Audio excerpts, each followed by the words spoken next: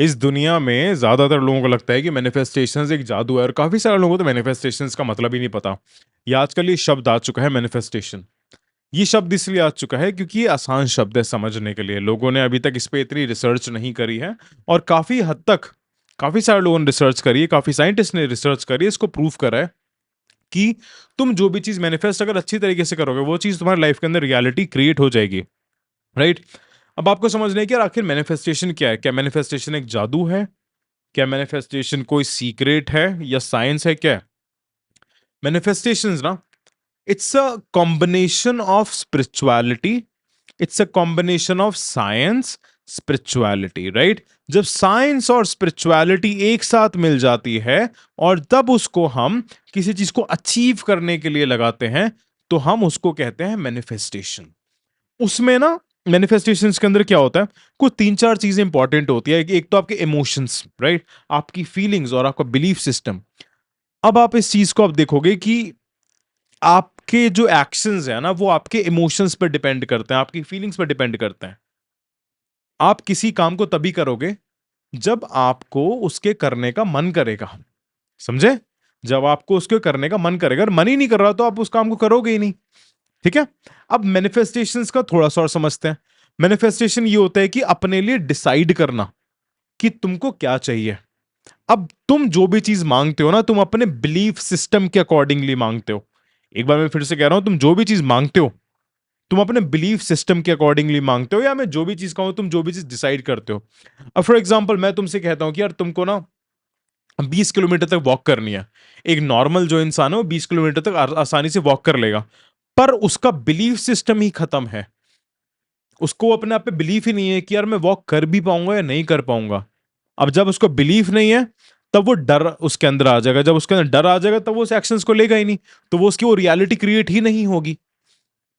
अगर मैंने आपको सिखा रहा हूँ, तो ये पहले मैंने मैनिफेस्ट करा था कि यार I am going to teach people about manifestations, I am going to teach people about the life, कि अपनी लाइफ को इंक्रीज कैसे करें। तो ये सब चीजें मैंने मैनिफेस्ट ही तो करी। पहले मेरे को फीलिंग्स आई कि यार मेरे को कुछ करना है, I have to do something differently, और वो बहुत ज्यादा स्ट्रांग फीलिंग आई, राइट? फिर उस फीलिंग्स को मैंने बिलीफ के साथ ऐड करा कि okay, let's do something. YouTube पर कुछ करते हैं, इंस्टाग्राम पे कुछ करते हैं। 1 साल के अंदर इंस्टाग्राम के पे नियर अबाउट 1 मिलियन फॉलोअर्स हो गए और इस पे भी 1 लाख होने वाले हैं। ये सब मैंने मैनिफेस्टेशंस ही तो करा है। जब मेरे को अंदर इमोशंस आया, मैंने अपने बिलीव्स को स्ट्रांग करा कि यार इट डजेंट मैटर कि मैं स्टैमर करता हूं या नहीं करता, इट डजेंट मैटर कि मेरे पास स्किल्स है या नहीं है। मैंने कभी ये बिलीफ मानी ही नहीं कि वो मेरे पास स्किल्स नहीं है।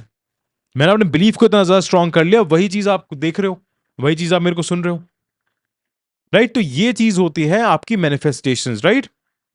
नाउ, अब इसके अंदर हम इन 5 चीजों के बारे में समझने वाले हैं कि मैनिफेस्टेशंस क्या है। ये हमने समझ लिया, basic science of manifestation, RAS, reticular activation system. क्योंकि हम ना साइंस भी समझेंगे, हम हर चीज के ऊपर की हम साइंस भी देखेंगे, और इसको आपका वो मैं एंशियंट प्रूफ भी देने वाला हूं। ठीक है? तो एक बार फिर से मैनिफेस्टेशन बता देता हूं कि जब तुम्हारे इमोशंस, तुम्हारे फीलिंग और तुम्हारे बिलीफ सिस्टम एक साथ किसी चीज को अटेन करने के लिए काम करते हैं, हम उसको मैनिफेस्टेशंस कह देते हैं, राइट? तुम्हारा बिलीफ सिस्टम डिसाइड करता है कि तुम कितनी बड़ी चीजें अचीव कर सकते हो, तुम कितनी बड़ी चीजों को पा सकते हो। अगर तुमको बड़ी चीजें चाहिए, अगर तुमको कुछ बड़ा बनना है, तो उसके लिए तुमको एक दृढ़ निश्चय बनाना पड़ेगा, अपना बिलीफ सिस्टम बहुत ज्यादा स्ट्रांग बनाना पड़ेगा।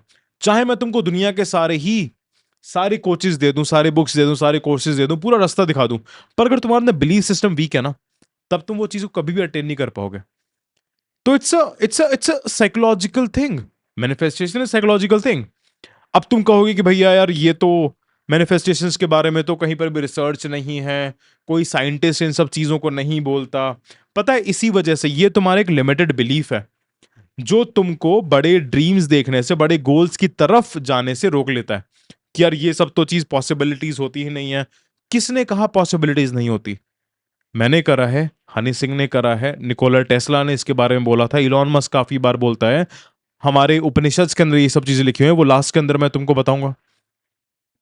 अगर तुम आज से 50 साल पहले तुम वेस्टर्न को देखोगे, वेस्ट को देखोगे, आज से 50 साल पहले वेस्ट कहता था कि यार ये जो फास्टिंग जो लोग करते हैं सब पागल होते हैं, भूखे रहने से शरीर कमजोर हो जाता है, शरीर खराब हो जाता है, भूखा नहीं रहना चाहिए, दिन में 3 टाइम खाना चाहिए, दिन में 4 टाइम खाना चाहिए।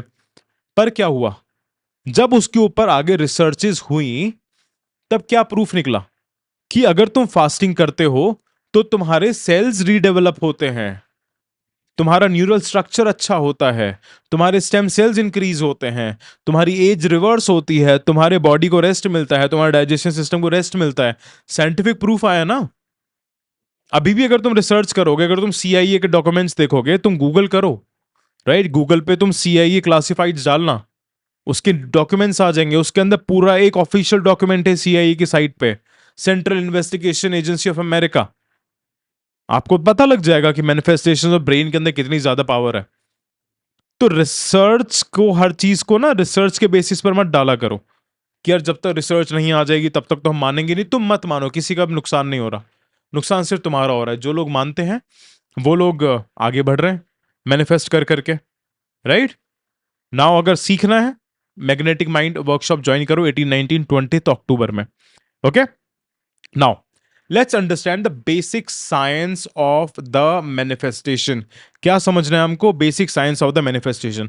अब तुमको एक चीज समझनी है कि अगर हम किसी चीज के बारे में बार बार सोचते रहेंगे, बार बार सोचते रहेंगे, उसमें पूरे दिन रात सुबह शाम सोचते रहेंगे, उसको हम लिखेंगे, राइट।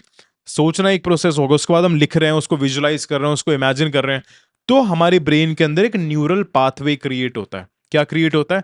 हमारे ब्रेन के अंदर एक न्यूरल पाथवे क्रिएट होता है, और उस न्यूरल पाथवे से आपके इमोशंस जनरेट होते हैं, राइट। और उस इमोशंस के बेसिस पर आपकी फीलिंग्स जनरेट होती है, और उस फीलिंग्स के बेसिस पर आप एक्शंस लेते हो, राइट। तो इसका ये बेसिक साइंस है। अभी इसका मैं आपको एक एग्जांपल बताता हूं। अब फॉर एग्जांपल, आप एक चीज समझो, हम जो चीज मैंने आपको बताई ना कि आप किस चीज को बार बार सोचते रहते हो, फिर उससे आपके इमोशंस क्रिएट होते हैं, फिर फीलिंग्स क्रिएट होते हैं, फिर आपके एक्शंस होते हैं, इसको हम कहते हैं न्यूरोप्लास्टिसिटी। इसको हम क्या कहते हैं? न्यूरोप्लास्टिसिटी। अगर आज से तुम 15-20 साल पहले जाओगे तो पहले डॉक्टर्स कहते थे कि जो हमारे ब्रेन के अंदर जो न्यूरोप्लास्टिसिटी होती है, जो नए न्यूरॉन्स बनते हैं, वो सिर्फ फिजिकल चीजों से ही बनते हैं। कि जैसे हम कुछ काम कर रहे हैं, हम गाड़ी ड्राइव करना सीख रहे हैं, हम बुक्स को पढ़ रहे हैं, हम चीजों को छू रहे हैं, टच कर रहे हैं, सिर्फ उसी से न्यूरल पाथवे बनता है। पर अब साइंस भी इसको कहता है कि जो ब्रेन होता है, हमारे इमेजिनेशन और रियलिटी को डिफरेंस नहीं मानता। इमेजिनेशन रियलिटी ब्रेन के लिए सेम है, उसको नहीं पता लगता कि यार क्या चीज इमेजिनेशन है, क्या चीज रियलिटी है। अब तुम कहोगे कि भैया ये क्या बकवास कर रहे हो, क्या चीज इमेजिनेशन है, क्या चीज रियलिटी है, दिमाग को इतना तो पता होगा। चलो मैं तुमको एक चीज बताता हूं। तुम में से अभी लाइव एक्सरसाइज दूंगा तुमको, राइट, अभी तुमको लाइव ये सारी चीजें न्यूरोप्लास्टिसिटी फील करवाने वाला हूं, तो इसके लिए रेडी हो जाना। काफी सारे लोग यहां पर रिलेशनशिप में रहे होंगे, या काफी सारे लोगों का ब्रेकअप हो चुका होगा। अब ना उस मंजर को याद करो, पीछे जाओ, पास्ट में जाओ, आंखें बंद करो, मेरी बात पे फोकस करो, पास्ट में जाओ। पास्ट में इमेजिन करो कि तुम्हारे साथ सबसे बुरा क्या हुआ था, चाहे वो कुछ भी हो सकता है, चाहे वो डाइवोर्स हो गया तुम्हारे पेरेंट्स का, या तुम्हारा डाइवोर्स हो गया, ब्रेकअप हो गया, या किसी ने धोखा दिया, या एग्जाम के अंदर फेल हुए। इसको ना फील करो, पास्ट में जाओ। अब तुम देखोगे कि तुम्हारे को ना जो फीलिंग्स पहले आई थी, वो फीलिंग्स तुमको अभी आने लग जाएगी। जैसे तुमको पहले डर लगा था, वही तुम अभी डरने लग जाओगे। और इसी डर के बेसिस पर तुम अपने प्रेजेंट के एक्शंस लोगे, और तुम प्रेजेंट के एक्शन से अपने नेगेटिव रिजल्ट्स निकालोगे। प्रूफ कर दिया ना ये चीज। तो ये चीज तुम फ्यूचर के लिए भी कर सकते हो। तो ये इसका है आपका basic science of neuroplasticity, right. Now अब हम देखते हैं that the reticular activation system. अब जब हमारा एक बार न्यूरोप्लास्टिसिटी बन गया, जब हमारा एक बार न्यूरोप्लास्टिसिटी हो गया, अब हम देखते हैं कि रेटिकुलर एक्टिवेशन सिस्टम क्या होता है। ये आपके ब्रेन में ना एक सिस्टम होता है जो आपके फोकस को कंट्रोल करता है, जो आपके कॉन्शियसनेस को कंट्रोल करता है। अब फॉर एग्जांपल, आप किसी चीज के बारे में बार बार सोच रहे हो, वो एक न्यूरल पाथवे क्रिएट हो गया, वो ब्रेन के अंदर फिक्स हो गया, एक तरीके से ब्रेन का एल्गोरिदम कह लो इसको, आरएस को, रेटिकुलर एक्टिवेशन सिस्टम को। इसका काम क्या होता है? ये जो अननेसेसरी जो चीजें होता है ना, इसको फिल्टर आउट कर देता है। अब बात आती है कि अननेसेसरी चीजें, इसको कैसे पता लगेगा आरएएस को? जब आप बार बार मैनिफेस्ट करोगे, बार बार आप किसी चीज को बोलते रहोगे, बोलते रहोगे, बोलते रहोगे, सोचते रहोगे, सोचते रहोगे, सोचते रहोगे, लिखते रहोगे, लिखते रहोगे, लिखते रहोगे, तब क्या होगा? तब आरएएस उसको प्रायोरिटी बना लेगा कि भाई ये मेरी प्रायोरिटी है, अब मेरे को सिर्फ इसी के बारे में ही सोचना है, इसी के बारे में ही देखना है। इसका मैं फिर से तुमको भी लाइव एग्जांपल देने वाला हूं, और ऐसे कई लाइव एग्जांपल्स तुमको 9 घंटे की वर्कशॉप के अंदर मिलेंगे, जो डेली 3 घंटे की होने वाली है, हिंदी के अंदर होगी, रिकॉर्डिंग्स लाइफ टाइम मिलेगी और बहुत सारी चीजें मिलेगी। डिस्क्रिप्शन के अंदर लिंक है, जाके देख लेना। नाउ अब तुम एक चीज देखो, ये बात ना ओशो ने बहुत अच्छी चीज कही थी कि जब तुमको भूख लगती है, राइट, फॉर एग्जाम्पल मान लो कि तुमको भूख नहीं लग रही, राइट, तुम मार्केट के अंदर जाओगे, तुमको रेस्टोरेंट्स दिखेंगे नहीं, कि तुम रेस्टोरेंट पर फोकस ही नहीं करोगे। अगर कोई तुमसे पूछेगा कि भाई तू इस मार्केट से आया, तेरे को कितने रेस्टोरेंट्स दिखे, कितने खाने के जॉइंट्स दिखे, कितने खाने की जगहें दिखी, कितने फ्रूट्स की शॉप्स दिखे, तुमको नहीं पता होगा, क्योंकि वो आरएएस के अंदर वो प्रायोरिटी ही नहीं है, राइट। अब जब तुम भूखे हो, तुमको भूख की फीलिंग आ रही है, इमोशन आ रहा है, बहुत ज्यादा इमोशन आ रहा है तुम्हें, अब आरएस के दिमाग में, अब आरएस के अंदर क्या चला गया कि भाई अब इसकी प्रायोरिटी है भूख, हंगर। अब जब तुम सेम मार्केट के अंदर जाओगे ना, तुम देखोगे कि यार कितने सारे रेस्टोरेंट्स हैं, कितने सारे खाने की जगह हैं, क्योंकि आरएस ने प्रायोरिटी बना लिया। अब तुम उस पे जाके एक्शंस करोगे, अब तुम उस पे जाके एक्ट ऑन करोगे। सेम मैनिफेस्टेशंस के साथ होता है। अगर एक बहुत ही एक भीड़ वाली जगह है जहां पर बहुत सारा गाड़ियां चल रही हैं, राइट, तुम उन गाड़ियों को देखो, गाड़ियों को देखने के बाद तुम अगर मेरे पास आओगे, मैं तुमसे पूछूंगा कि इसमें से तुमको रेड कलर की गाड़ी कौन सी दिखी, कितनी दिखी रेड कलर की गाड़ियां, तुमको नहीं पता होगा। अब मैं कहूंगा अब तुम फिर से जाओ, अब तुम सिर्फ रेड कलर की गाड़ी को ही देखना, और अगर तुमने बता दिया कि तुमको 1 घंटे के अंदर एवरेज कितनी गाड़ियां दिखी, तो मैं तुमको रिवॉर्ड दूंगा। आरएएस की प्रायोरिटी चली गई कि भाई अब सिर्फ रेड गाड़ी पे फोकस करना है। अब तुम व्हाइट गाड़ी, ब्लैक गाड़ी, इन सबको इग्नोर करते हुए चले जाओगे, वो तुम्हारा जो सिस्टम है ना वो ऑटोमेटिकली इग्नोर कर देगा, तुम सिर्फ रेड गाड़ी पर फोकस करोगे। ये होती है आपकी ब्रेन की पावर। मैनिफेस्टेशंस में हम इन्हीं सब चीजों के बारे में डिटेल के अंदर सीखते हैं कि इसको अपने ड्रीम्स को अचीव करने पे, अपने गोल्स को अचीव करने में हम इसको यूज कैसे कर सकते हैं। हर चीज साइंस है, ये कुछ जादू नहीं है, ये साइंस है।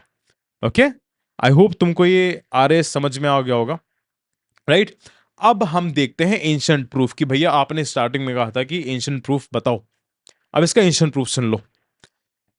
बृद बृहदारण्यक, बृहदारण्यक उपनिषद है, sorry if I pronounce the name wrong, Brihadaranyaka का उपनिषद है। उन उपनिषद के अंदर ये चीज कहा है कि आप वही हैं जो आपकी डीपर इच्छाएं हैं, जो आपकी अंदरूनी इच्छाएं हैं, क्योंकि जैसी आपकी इच्छाएं होती हैं वैसी ही आपकी वासना होगी, जैसी आपकी वासना होती है वैसे ही आपके कर्म होंगे, जैसे आपके कर्म होगा वैसे ही आपका भाग्य होगा। इनडायरेक्टली वही चीज समझा रहा है कि भाई जैसे तुम अंदर से सोच रखते हो ना, वैसे ही तुम्हारी जिंदगी हो जाएगी। अगर तुम्हारी अंदर से सोच ही ये है कि यार मैं तो बहुत ही मिडिल क्लास इंसान हूं, मैं तो ये नहीं कर सकता, मैं तो वो नहीं कर सकता, तो रिजल्ट भी वैसे ही निकलेगा। तुम जितने भी फेलियर देखोगे, उन फेलियर्स के अंदर तुम हमेशा नेगेटिविटी देखोगे, कि यार वो हमेशा हर चीज को ब्लेम करते हैं, एजुकेशन सिस्टम को, पेरेंट्स को। तुम एक हर एक फेलियर इंसान का पैटर्न देखोगे, वो पैटर्न तुमको हर किसी इंसान के अंदर दिखेगा, क्योंकि वो अपने आप को फेलियर मान के बैठा है अंदर से, इसलिए उसको सक्सेसफुल होने की अपॉर्चुनिटीज नहीं दिखती। जो भी उसको सक्सेसफुल होने की अपॉर्चुनिटीज दिखाता है, उसका ब्रेन ऑटोमेटिकली कह देता है कि भाई ये तो स्कैम है, ये तो बेकार है, ये कोर्स बेकार है, ये बुक बेकार है, ये टीचर बेकार है, सब बेकार है, सिर्फ वही सही है। इसको हम कहते हैं ईगो। जिस इंसान के अंदर ईगो होती है वो इंसान कभी भी बड़ी चीजें नहीं कर पाता, राइट। तो आपको ये भी प्रूफ मिल गया। अब बात आती है कि भैया इसको थोड़ा सा ना हमको डिटेल के अंदर समझा दो, कि जैसी आपकी इच्छाएं हैं वैसी ही आपकी वासना होने वाली है। वासना का मतलब होता है भूख, वासना का मतलब होता है भूख। अगर डीपर लेवल पर आपने ये डिसाइड कर लिया, वर्कशॉप के अंदर आपने आके आपने मेरे से कहा भैया मेरे को लग्जूरियस लाइफ चाहिए, वर्कशॉप के बाद तुम्हारे मन के अंदर, तुम्हारे डीपर सबकॉन्शियस माइंड के अंदर बिलीफ डेवलप हो जाएगा कि यार मेरे को तो बहुत ज्यादा पैसा कमाना है, राइट। वो बिलीव डेवलप करने का मेरा है। उसमें मैं तुमको बताऊंगा कि अपने लिए स्टैंडर्ड्स कैसे सेट करते हैं, क्योंकि इसमें ना आपको आरएएस में चीजों को इंस्टॉल करना होता है, एल्गोरिदम में आपको सही चीजें इंस्टॉल करनी होती हैं। अब आपका ये बिलीफ बन गया कि भाई मेरे को अगर बाहर खाना खाना है ना, तो मैं 5 स्टार से नीचे नहीं खाऊंगा। ये आपने बिलीव डेवलप कर लिया, ये आरएएस के अंदर फिक्स कर दिया कि भाई और जगह तो देखना ही नहीं है, 5 स्टार ओनली। अब आरएएस ना हर जगह अपॉर्चुनिटीज देखता रहेगा कि यार मैं इसकी वासना, अब वो आपकी वासना क्रिएट हो गई, इसकी वासना को संतुष्ट करने के लिए मैं किस तरीके से इसको सिग्नल्स दिखा सकता हूं, फिर तुम्हारा दिमाग ऑटोमेटिकली एक्टिवेट हो जाएगा, तुम अपॉर्चुनिटीज देखने लगोगे। जहां पर तुमको प्रॉब्लम दिख रही थी वहां पर तुमको अपॉर्चुनिटी दिखेगी, तुम उसको चैलेंज की तरह लोगे, तुम्हारा माइंडसेट टोटली डिफरेंटली चेंज हो जाएगा। फिर तुम उस पर कर्म करना स्टार्ट करोगे। वासना क्रिएट हो गई, तुमने उस पर कर्म करा, कर्म करा, वो रिजल्ट के अंदर बन गया। As simple as that. Successful होना इतना मुश्किल नहीं है। सक्सेसफुल होना उन लोगों के लिए मुश्किल है जिनको लगता है कि सक्सेसफुल होना मुश्किल है। पैसे कमाना इतना मुश्किल नहीं है। पैसे कमाना उन्हीं के लिए मुश्किल है जिनको लगता है कि यार भाई पैसे बहुत ज्यादा मुश्किल चीज है। क्योंकि तुमने अपने ब्रेन के अंदर, अपने डीपर इच्छाओं के अंदर, अपने बिलीफ सिस्टम के अंदर बिठा दिया ना कि ये तो मुश्किल है। अंडरस्टैंड ऑल दीस थिंग, इतना मुश्किल नहीं है जितना मुश्किल तुमको चीजें बताई जाती हैं। बस एक स्ट्रक्चर्ड वे के अंदर चीज सीखनी होती है, वो हो जाता है। राइट नाउ, अब आते हैं ट्रू नेचर। अब ना मैनिफेस्टेशंस के अंदर एक बहुत ही इंपॉर्टेंट चीज आती है कि आपका ट्रू नेचर क्या है।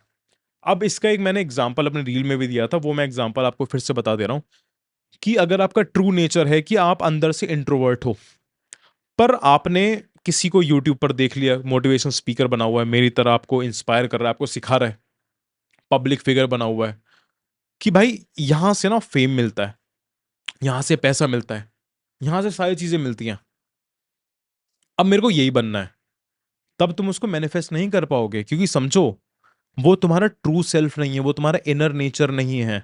तुम उसको कितना भी मैनिफेस्ट कर लो, तुमको हल्की बहुत उसके अंदर सक्सेस मिल जाएगी, तुमको हल्की बहुत सक्सेस मिल जाएगी, तुम्हारे 10,000 फॉलोअर्स हो जाएंगे, 20,000 फॉलोअर्स हो जाएंगे, पर तुमको एक्सट्रीम सक्सेस नहीं मिलेगी उसके अंदर, तुम टॉप नॉच पे नहीं पहुंच पाओगे उसमें। क्योंकि वो तुम्हारा ट्रू नेचर ही नहीं है, वो सीड है ही नहीं तुम्हारे अंदर।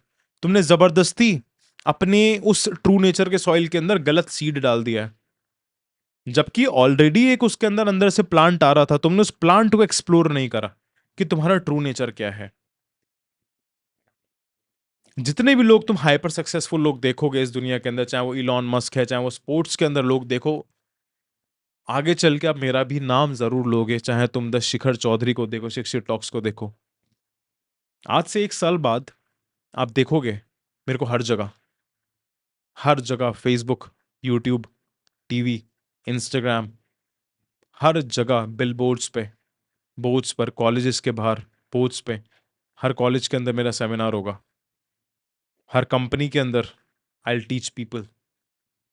1 साल बाद मोर देन 5 मिलियन सब्सक्राइबर्स होने वाला है। I be the best motivational speaker, I'll be the best manifestation coach, I'll be the best mindset and life coach of this country in the next year. Mark my words. आंखों के अंदर देख लो conviction. अगर 1 साल के अंदर मैं इतना सारा फॉलोअर्स, इतना सारा प्यार लोगों को इकट्ठा कर सकता हूँ ना, तो नेक्स्ट ईयर के अंदर तो मैं पता नहीं क्या क्या कर सकता हूँ। ये कन्विक्शन डेवलप होता है, ये कन्विक्शन डेवलप करा है इतने सालों की लर्निंग्स के साथ। तो मैं तुमसे यही कह रहा हूँ कि अपना ट्रू नेचर जानो, क्योंकि जब तुमको एक बार ट्रू नेचर पता लग जाता है ना अपना, तब तुम्हारी स्पीड 100x हो जाती है।